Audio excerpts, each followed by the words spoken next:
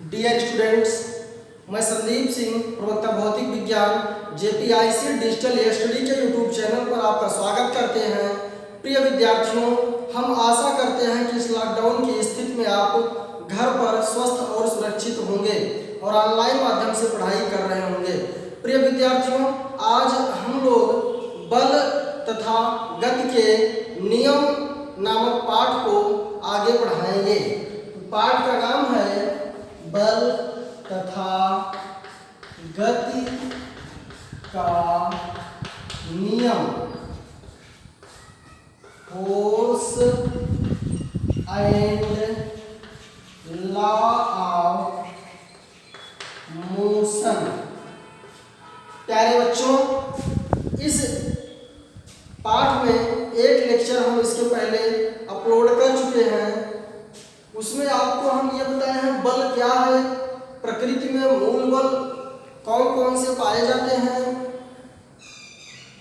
बेटे, प्रकृति में मूल बल मुख्य रूप से 4 प्रकार के पाए जाते हैं। पहला बल है गुरुत्वाकर्षण बल, दूसरा बल है विद्युत चुंबकीय बल, तीसरा बल है प्रबल नाभिकीय बल, चौथा बल है दुर्बल नाभिकीय बल।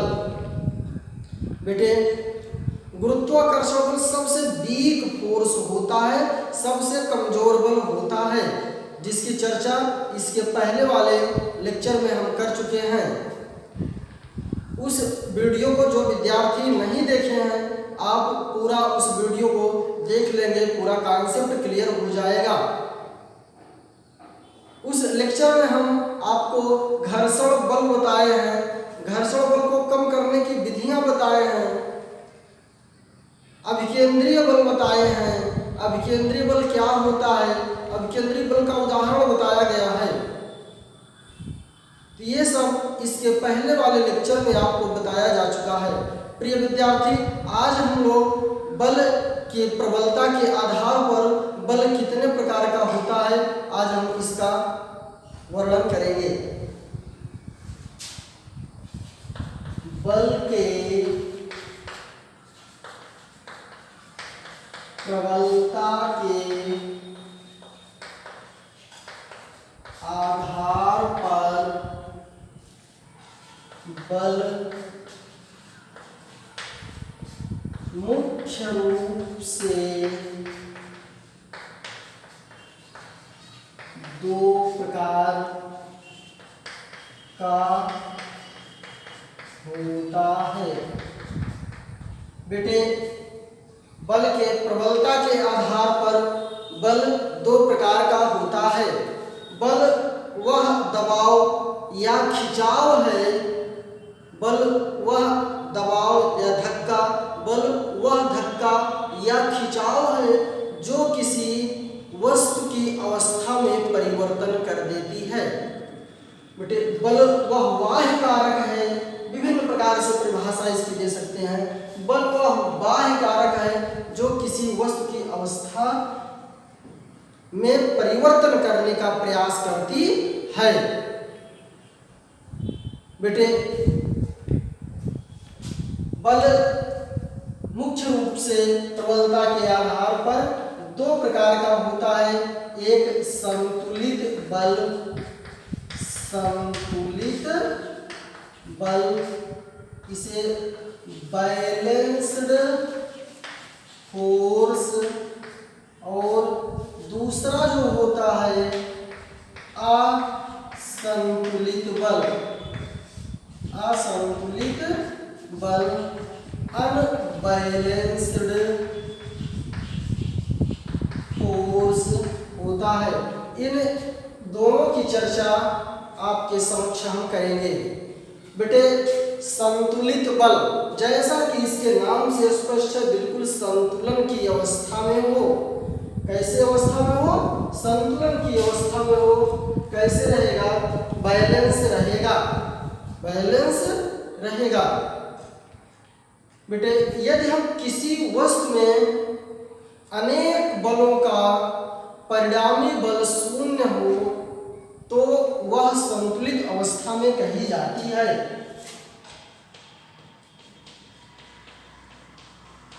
संतुलित बल।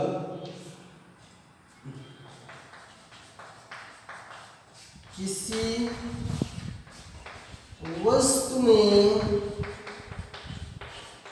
लगने वाले अनेक बलों का परिणामी शून्य हो तो वस्तु संतुलित अवस्था में कही जाती है। वस्तु कैसे कही जाती है? संतुलित अवस्था में कही जाती है। देखें, बिल्कुल आप उदाहरण से स्पष्ट हो जाएगा। आप ये समझिए, आप यहाँ पर देखिए, ये कौन है? मान लीजिए भाई साहब हैं। कौन है? भाई साहब हैं। ठीक बेटे, अगर इनके इस तरफ लेफ्ट साइड में 10 न्यूटन का बल लग रहा हो, अगर इधर भी 10 न्यूटन का बल लग रहा हो, तो क्या ये अब कहीं जाएंगे? नहीं जाएंगे, क्योंकि 10 न्यूटन का बल इधर लेफ्ट में लगा और 10 न्यूटन का राइट में लगा। यहाँ पर दो बल लगे, विपरीत दिशा में लगे, एक दूसरे को कैंसिल कर देंगे और भाई साहब अपने ही अवस्था में रहेंगे। तो क्या हो जाएगा? उनका परिणामी क्या हो जाएगा? 0 हो जाएगा। माना कि परिणामी आ रहा है, माना कि परिणामी आ रहा है, तो r बराबर क्या हो जाएगा? 0 हो जाएगा। बेटे, यदि फिर से 20 न्यूटन का इधर लग गया और 20 न्यूटन का इधर लग गया, अब फिर क्या होगा? बराबर बल लग रहा है, तो अब इस दशा में भी यहाँ परिणामी बल क्या है? 0 है। परिणामी बल क्या है? 0 है। अर्थात कैसी अवस्था है ये? संतुलन की अवस्था है। कैसी अवस्था है? संतुलन की अवस्था है। बेटे, यदि अगर यही 20 हम इधर न लगाए, अब ये क्या हो गया? यहाँ 30 न्यूटन का इस तरफ लग रहा है और इस तरफ 10 न्यूटन का लग रहा है। भाई साहब इधर चले जाएंगे, भाई साहब इधर चले जाएंगे। बल का परिमाण जिधर ज्यादा होगा, भाई साहब उधर चले जाएंगे। यहाँ से एक छोटी बात आप सीखिए, बिल्कुल जिधर परिणामी बल ज्यादा होगा, पिंड उधर ही चला जाएगा। तो परिणामी बल इधर ज्यादा हुआ तो इधर भाई साहब चले जाएंगे, अर्थात यह असंतुलित बल हो गया। यह क्या हो गया? असंतुलित बल हो गया। देखिए बेटे, असंतुलित बल, अनबैलेंस्ड फोर्स, किसी वस्तु में, किसी वस्तु या पिंड में लगने वाले अनेक बलों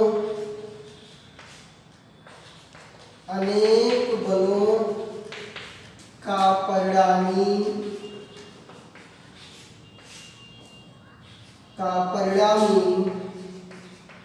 शून्य न हो तो असंतुलित बल कहते हैं। बेटे, जैसे कभी हमने आपको बताया, यहाँ पर जो परिणामी होगा वो 0 नहीं होगा, जबकि इसमें क्या होगा? परिणामी 0 होगा। बेटे, असंतुलित बल के काफी उपयोग है। किसी वस्तु में गति प्रदान करने के लिए असंतुलित बल लगाते हैं। माना कि भाई साहब अगर बराबर बराबर बल लगाते तो इनमें गति नहीं होती, लेकिन यहाँ पर 30 न्यूटन का बल हो गया, इधर 10 न्यूटन का बल हो गया, तो गतिशील अवस्था में हो गए। तो किसी वस्तु को, किसी पिंड को, किसी व्यक्ति को यदि हम असंतुलित बल देंगे तो वह गतिशील अवस्था में हो जाएगा। किस अवस्था में हो हो जाएगा? गतिशील अवस्था में हो जाएगा। ओके बेटे, देखें, यदि त्वरण उत्पन्न करना हो, क्या उत्पन्न करना हो? त्वरण उत्पन्न करना हो। बेटे यदि त्वरण उत्पन्न करना हो, त्वरण उत्पन्न करने के लिए हम किसी वस्तु में असमान बल लगाएं। जब हम असमान बल लगाएंगे तो वहां परिणामी बल शून्य नहीं होगा और वस्तु में त्वरण उत्पन्न हो जाएगा। क्या उत्पन्न हो जाएगा? त्वरण उत्पन्न हो जाएगा। परिणामी बल, बेटे परिणामी क्या है? परिणामी मतलब आप समझ सकते हैं नेट बल। परिणामी बल मतलब परिणामी और परिमाण दोनों अलग अलग है। परिमाण मतलब कोई न्यूमेरिकल डाटा, कोई आंकिक मान होता है, कोई न्यूमेरिकल डाटा या कोई आंकिक मान होता है, जबकि परिणामी या परिणामी मतलब नेट, परिणामी मतलब नेट या कुल।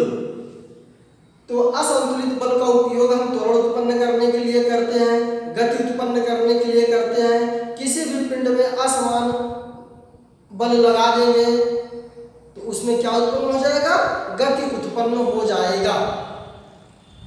हम उम्मीद करते हैं कि यहाँ तक बिल्कुल बातें स्पष्ट हुई होंगी। बेटे इसके आगे हम लोग देखेंगे गति का नियम, जो कि मोस्ट इम्पॉर्टेंट है। Law of motion, law of motion, गति का नियम। बेटे गति के नियम को महान वैज्ञानिक sir Isaac Newton, sir Isaac Newton ने प्रतिपादित किया था। कौन प्रतिपादित किया था बेटे?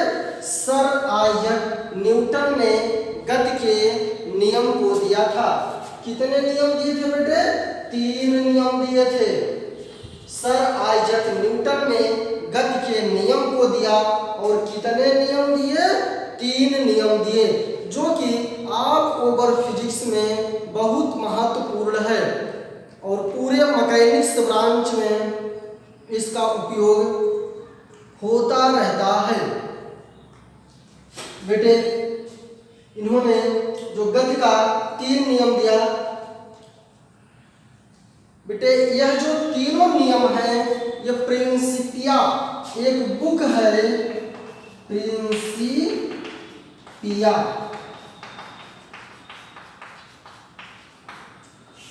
प्रिंसिपिया एक बुक का नाम है। बेटे प्रिंसिपिया एक बुक का नाम है जिसमें ये तीनों नियम लिखे गए हैं, प्रतिपादित किए गए हैं। बेटे इन्होंने गति का प्रथम नियम दिया, गति का द्वितीय नियम दिया, गति का तृतीय नियम दिया। तो गति के 3 नियम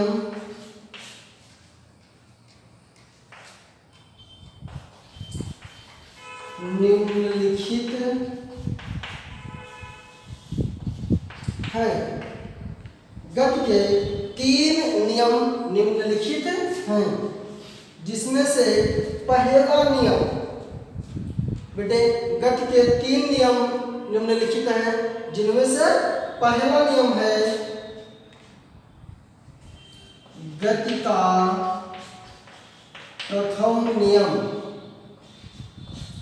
गति का प्रथम नियम। बेटे दूसरा नियम है गति का द्वितीय नियम। तीसरा नियम है गति का तृतीय नियम।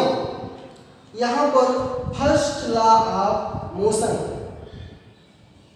फर्स्ट लॉ ऑफ मोशन हो जाएगा। यहाँ पर दूसरा हो जाएगा गति का द्वितीय नियम। तीसरा हो जाएगा गति का तृतीय नियम। बेटे गति का प्रथम नियम, गति का द्वितीय नियम और गति का तृतीय नियम। First law of motion, second law of motion और थर्ड लॉ ऑफ मोशन।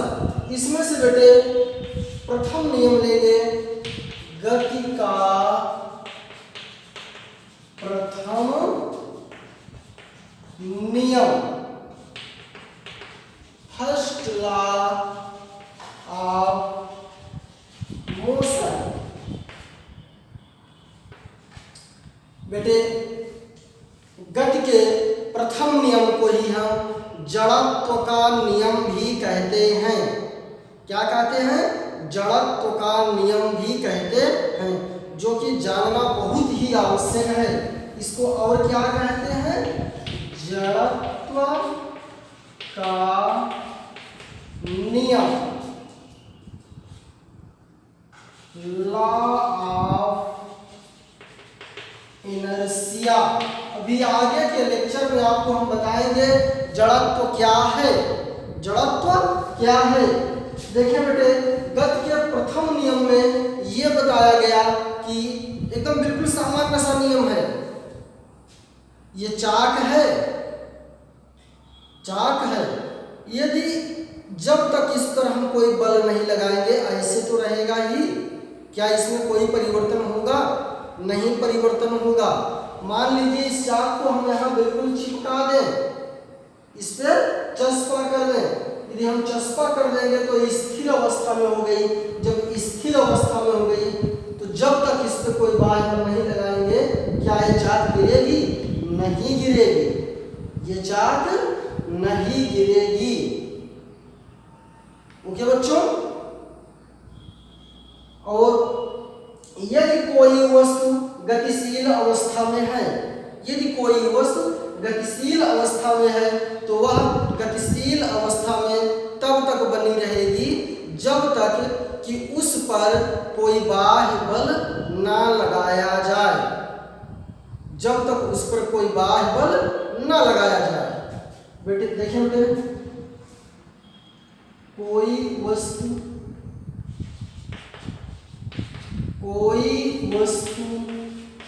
यदि विरामावस्था में है या गतिशील अवस्था में है तो वह तब तक उसी स्थिति में रहेगी जब तक उस पर बाह्य बल ना लगाया जाए। बेटे कोई वस्तु यदि विरामावस्था में है या गतिशील अवस्था में है तो वह तब तक उसी स्थिति में रहेगी जब तक उस पर कोई बाह्य बल ना लगाया जाए। ओके बच्चे। इसका मतलब जैसे कोई वस्तु बस चल रही है, बस चल रही तो बस चलती रहेगी। कब तक? जब तक उस पर हम ब्रेक नहीं लगाएंगे तब तक हम बाह्य बल नहीं लगाएंगे। बिल्कुल सामान्य सा नियम है बेटे। इसी नियम को हम इस प्रकार से भी कहते हैं कि यह किसी वस्तु में स्थिति के परिवर्तन का विरोध करती है। किसी वस्तु में स्थिति का परिवर्तन का विरोध करती है। यदि वस्तु विरामावस्था में तो बिल्कुल उसी प्रकार से रहेगी जब तक हम उस पर कोई बाह्य बल नहीं लगाएंगे। यदि कोई वस्तु गतिशील अवस्था में है तब तक उसी अवस्था में रहेगी जब तक हम उस पर बाह्य बल नहीं लगाएंगे। बेटे जड़त्व क्या है? कोई वस्तु यदि विरामावस्था में है या गति की अवस्था में है तो इसी अवस्था को हम जड़त्व कहते हैं। इसी अवस्था को हम जड़त्व कहते हैं। ओके बेटे, समझ गए आप लोग? देखिए, और जड़त्व का नियम यही पहला ही नियम है। जड़त्व का नियम यही पहला ही नियम है। जड़त्व क्या है? जड़त्व किसी वस्तु, कोई वस्तु यदि गतिशील अवस्था में है या विरामावस्था में है तो उसी अवस्था में रहती है। इसी को जड़त्व का नियम कहते हैं। इसी को जड़त्व का नियम कहते हैं। और इसको दूसरे अवस्था में हम कह सकते हैं कि सभी वस्तुएं अपने अवस्था परिवर्तन का विरोध करती हैं, अथवा सभी वस्तुएं अपने अवस्था परिवर्तन का विरोध करती हैं। सभी वस्तुएं अपने, आप चाहे इस परिभाषा को देखें चाहे इस परिभाषा को देखें, दोनों बात एक ही है। सभी वस्तुएं अपने अवस्था परिवर्तन का विरोध करती हैं। बेटे ब्लैक बोर्ड लगा है, यदि हम इसको बल लगाएंगे तो क्या आसानी से आएगा? आसानी से नहीं आएगा बेटे। हालांकि हम चाहे तो इसको गिरा सकते हैं, लेकिन ऐसा नहीं करेंगे। लेकिन यदि हम करने का प्रयास करेंगे तो आसानी से नहीं आएगा। तो क्या होगा? सभी वस्तुएं अपनी अवस्था परिवर्तन का विरोध करती हैं। यही जड़त्व का नियम है, यही गति का नियम है, यही न्यूटन का प्रथम नियम है। ओके बेटे, जड़त्व की विस्तृत चर्चा हम लोग कोरोना नहीं हुआ है, डरिएगा मत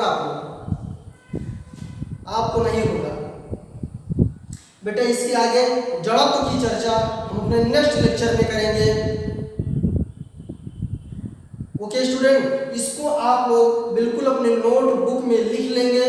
कहीं कोई समस्या होगी तो नीचे आप कमेंट कर देंगे। आपके कमेंट को हम गंभीरतापूर्वक लेते हैं और उसका समस्या का समाधान करने का प्रयास करेंगे। धन्यवाद।